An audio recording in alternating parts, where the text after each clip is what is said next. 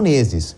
Um fortíssimo terremoto sacudiu a costa oeste do país. Por enquanto, 4 pessoas foram confirmadas mortas. O abalo provocou um tsunami, mas a onda não gerou grandes estragos no litoral. O nível do mar subiu por volta de 1 metro em algumas cidades da costa. O deslocamento da água em si não resultou em destruição, diferente do tremor de magnitude 7,5. O epicentro foi no mar por volta das 4 da tarde no horário local.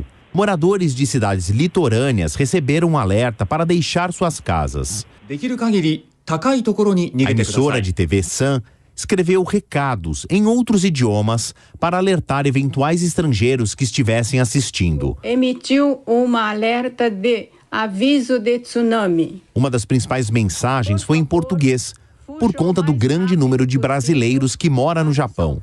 Fuja para um lugar mais alto possível. A cidade de Noto, na província de Ishikawa, foi uma das que mais sentiu o terremoto. Diversas localidades registraram queda de estruturas urbanas. As imagens mais impressionantes foram gravadas por câmeras de monitoramento. Veículos balançaram nos estacionamentos do comércio. Nos corredores dos shoppings, consumidores buscaram abrigos em áreas demarcadas para o caso de emergências do tipo.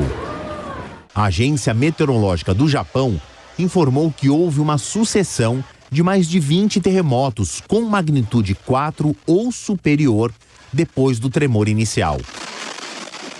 Por isso, os alertas duram tanto tempo depois de um abalo muito forte. As réplicas podem derrubar construções severamente danificadas após o primeiro episódio. Mais de 33 mil residências ficaram sem energia elétrica. O governo japonês ainda está avaliando a extensão dos danos causados. O tremor foi sentido na capital Tóquio, a 300 quilômetros de distância, assim como na Península Coreana. Um terremoto é um episódio muito distante da nossa realidade. Raramente a gente tem um abalo secundário, mas que muito dificilmente chega em números altos da escala, como acontece no Japão, infelizmente, com uma certa frequência. E também o que chama atenção é o tsunami, o que a gente popularizou chamar de onda gigante, mas não é bem por aí. Então, para entendermos melhor, a gente conversou mais cedo com um geofísico do Departamento Brasileiro de Monitoramento de Geofísica e de Abalos Sísmicos, o Luiz Gustavo, que nos explicou especialmente como é que é a formação de um tsunami depois de um terremoto no mar. Vamos ouvi-lo. Então, qualquer movimentação de massa no fundo do oceano pode provocar um tsunami, seja ele provocado por um terremoto ou por um deslizamento de um bloco gigante no fundo oceânico, né? Então, quando a gente tem lá no Japão, nessas regiões mais litorâneas, ocorre esse sismo, né, esse terremoto, principalmente quando ocorre em baixa profundidade, em termos geológicos, né, a gente pode provocar movimentações no fundo oceânico, tá? E principalmente quando essa movimentação é vertical, né, na vertical, ele provoca essa movimentação, esse empurrão dessa água, né, formando uma onda. É como se nós, fazendo uma analogia, a gente tem um lago, uma piscina, e joga uma pedra grande no meio dessa piscina. A gente vai criar ondas, né, que vão se propagar em todas as direções. Agora, falar de aspectos técnicos ajuda a gente a entender, mas o calor no momento, num sentido figurado, o que é estar numa estrutura que está balançando e você não sabe o que acontecer? Para a gente entender neste ponto, dessa perspectiva, né, um olhar de quem vivenciou, encontramos o Gerson Pereira da Silva. É um brasileiro, entre muitos, né, milhares de brasileiros que moram no Japão. Ele, mesmo distante do epicentro, contou para a gente um pouco mais cedo o temor, que é você estar no meio de um abalo sísmico forte, como foi desse 1º de janeiro lá no Japão. Foi um susto bem grande. Nós estávamos no almoço pós ano novo, né? E era por volta de 2:30 da tarde. E todos os celulares começaram a dar um alerta de terremoto. Foi um terremoto bem demorado. Nunca tinha pego um que demorasse tanto assim. Foi cerca de 1 minuto, mais ou menos, tremendo o tempo todo. E eu moro a 400 quilômetros do epicentro. E foi bem bem forte e chegou aqui bem forte ainda. A gente ouviu o relato de um brasileiro que venciou o momento, um geofísico, e a reportagem anterior pegou os principais aspectos. Eu fechei tudo isso para a gente amarrar num mapa, para que a gente entenda uma certa linha do tempo. Vamos voltar para as 4 horas da tarde no horário de Japão, era madrugada ainda de domingo para segunda no horário de Brasília.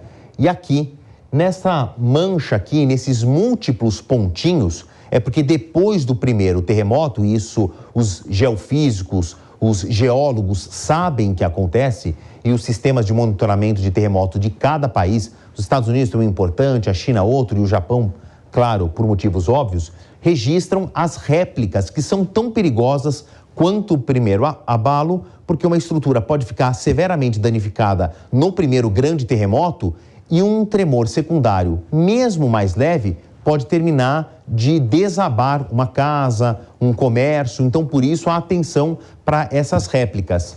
Mais de 20 réplicas com magnitude superior a 4. Lembrando que o terremoto inicial, marcado por essa bolinha vermelha aqui, no epicentro, foi de 7,5 de magnitude. E aqui eu resumi os números para que a gente possa entender melhor. Como eu falei, uma magnitude de 7,5 a uma profundidade de 10 quilômetros. Claro, para um caminhar de uma pessoa normal, 10 quilômetros é uma enorme distância, mas para distâncias geofísicas do planeta, 10 quilômetros significa um abalo sísmico muito, mas muito raso. Então essa é uma combinação muito perigosa de um tremor muito forte, estando muito raso, então ele provoca ali uma oscilação muito forte na superfície. Por sorte ou azar, dependendo do espectro que a gente olha, ele não foi em terra firme, ele foi no mar. Então, esse tremor em terra, ele é um pouco menor porque a onda de choque vai perdendo força conforme se espalha. Esta é a boa notícia. A má notícia é que um abalo forte, raso, provoca um tsunami. É claro que toda esta área aqui, do Japão, da Coreia do Norte e para cá, para os Estados Unidos, a costa oeste dos Estados Unidos, eu estou falando do Havaí, da Califórnia, passaram boa parte desta segunda-feira em alerta para saber se realmente isso iria provocar um tsunami de grandes proporções. O resultado foi uma onda de 1 metro de altura, que não é pouco, mas não provocou grandes estragos à onda, e sim o abalo. Eu também pedi para o nosso departamento de arte fazer uma animação para que a gente possa entender essas linhas aqui, olha. Estes são os encontros das chamadas placas tectônicas, que de tempo em tempo entram em atrito.